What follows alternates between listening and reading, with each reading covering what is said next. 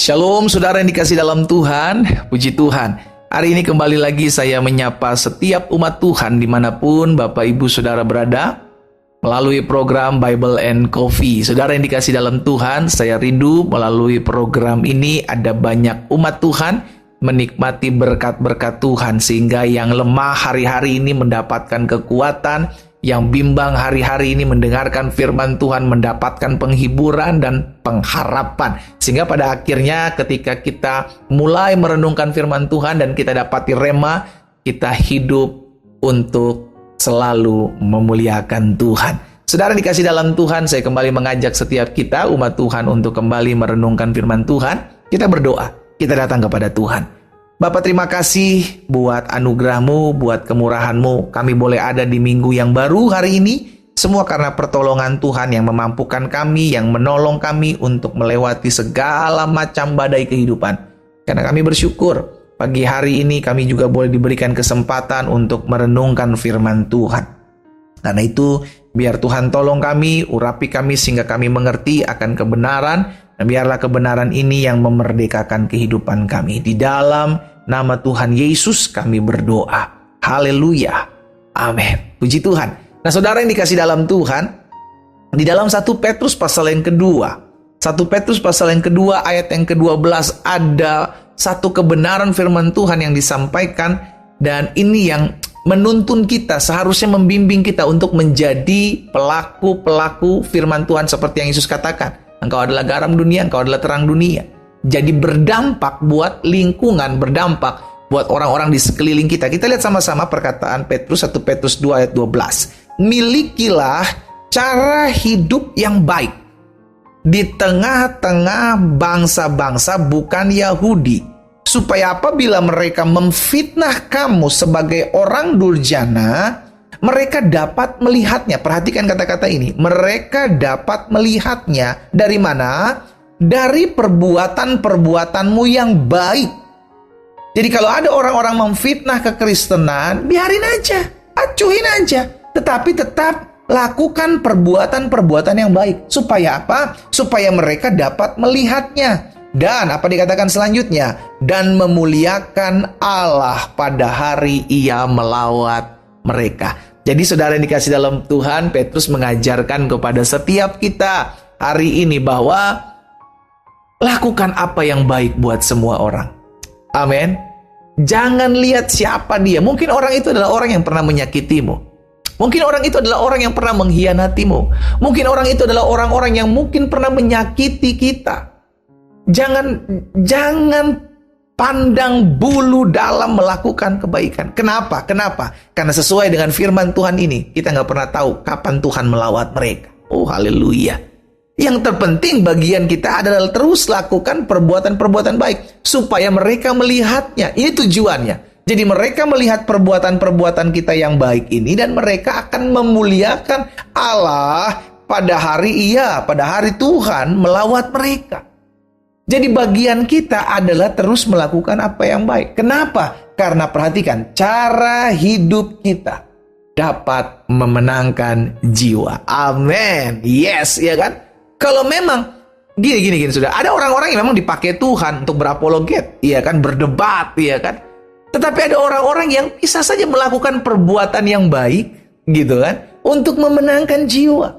Karena di luar sana, saudara dikasih dalam Tuhan, di luar sana ada banyak orang sedang melihat dan mencari kebenaran. Dan kebanyakan dari mereka hanya melihat orang berbuat baik. Semua orang betul bisa buat baik. Tetapi ada waktunya di mana perbuatan baik saudara dan saya itu akan menghasilkan jiwa-jiwa ketika Alkitab katakan Allah melawat setiap mereka.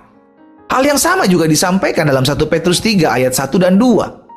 1 Petrus pasal yang ketiga ayat 1 dan 2 bilang begini. Demikian juga kamu hai istri-istri, tunduklah kepada suamimu. Supaya jika ada di antara mereka, di antara suami-suami ini yang tidak taat kepada firman, mereka juga, yakni suami-suami ini, tanpa perkataan si istri, tanpa perkataan, dimenangkan oleh kelakuan istrinya. Lihat. Dimenangkan oleh kelakuan istrinya. Jika mereka melihat, jika suami-suami melihat bagaimana murni dan salehnya hidup istri mereka itu. Saudara, Ini lihat, ada orang-orang yang memenangkan jiwa nggak dengan banyak omong. Cukup dengan melakukan apa yang menjadi kebenaran firman Tuhan. Itu sebabnya perbuatan kita akan dilihat banyak orang. Dan melalui perbuatan saudara dan saya, itu bisa membuat orang semakin dekat dengan Yesus. Tapi sebaliknya bisa juga membuat semakin orang membenci dengan Yesus. Melalui siapa? Melalui perbuatan saudara dan saya. Karena itu kita diajarkan hari ini, ayo hati-hati dengan perbuatan kita, hati-hati dengan cara hidup kita, hati-hati dengan sikap kita. Saudara yang dikasih dalam Tuhan, tidak sedikit anak-anak Tuhan suka memakai kalung salib. Nggak salah, good. Tetapi hati-hati. Kalau engkau belum bisa menjaga dirimu dari perbuatan-perbuatan yang tercela, lebih baik lepaskan kalung salibmu. Lepaskan kalung salib. Kenapa saya katakan seperti itu? Karena orang yang melihat, wih pakai kalung salib, tapi kelakuannya parah. Wih pakai kalung salib, tapi kelakuannya berzina. Wih pakai kalung salib, tetapi kelakuannya tidak memuliakan Tuhan. Engkau sudah menjadi batu sandungan buat orang yang melihat salibmu. Naik mobil, di belakang mobil stikernya besar, Yesus Jurumudiku. Tetapi bawa mobil ugal-ugalan. Engkau sudah jadi batu sandungan buat orang lain. Lepas stiker di mobilmu kalau engkau masih bawa mobil ugal-ugalan. Saudara dikasih dalam Tuhan, betul kita masih punya kelemahan. Mungkin kau berkata, tapi pendeta saya masih lemah. Saya masih bisa buat ini, masih bisa buat itu. Oke, tetapi sembunyikan dulu apa yang menunjukkan kekristenanmu. Sehingga engkau tidak menjadi batu sandungan buat orang yang melihatnya. Saudara yang dikasih dalam Tuhan, miliki cara hidup yang baik. Miliki cara hidup yang memuliakan nama Tuhan. Sehingga dengan orang yang melihatnya bisa memenangkan jiwa mereka. Ayo saya mengajak setiap kita umat Tuhan yang mendengarkan renungan pada saat yang indah ini. Ayo kalau sama-sama yuk kita lakukan apa yang baik. Kita belajar untuk memiliki cara hidup yang baik. Minimal orang yang melihat kita itu memuliakan Tuhan. Wih orang Kristen dahsyat ya, wih orang Kristen luar biasa. Oh ini anak-anaknya Tuhan Yesus yang sering menabur kasih, yang tidak mendendam, tidak membenci. Minimal ketika mereka lihat perbuatan baik kita, hati mereka tersentuh.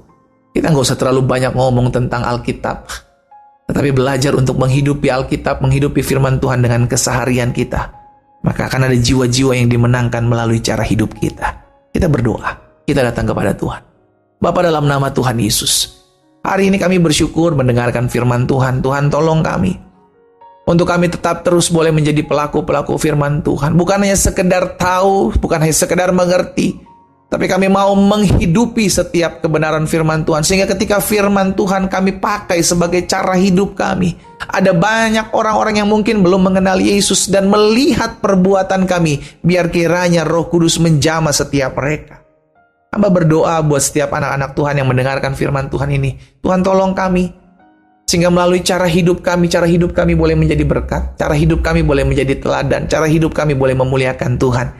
Karena kami percaya cara hidup kami dapat memenangkan jiwa untuk hormat dan kemuliaan nama Tuhan. Hamba berdoa juga buat yang sakit. Karena hamba percaya disampaikan firman, disembuhkan mereka yang sakit. Pagi hari ini hamba berdoa di dalam nama Tuhan Yesus Kristus.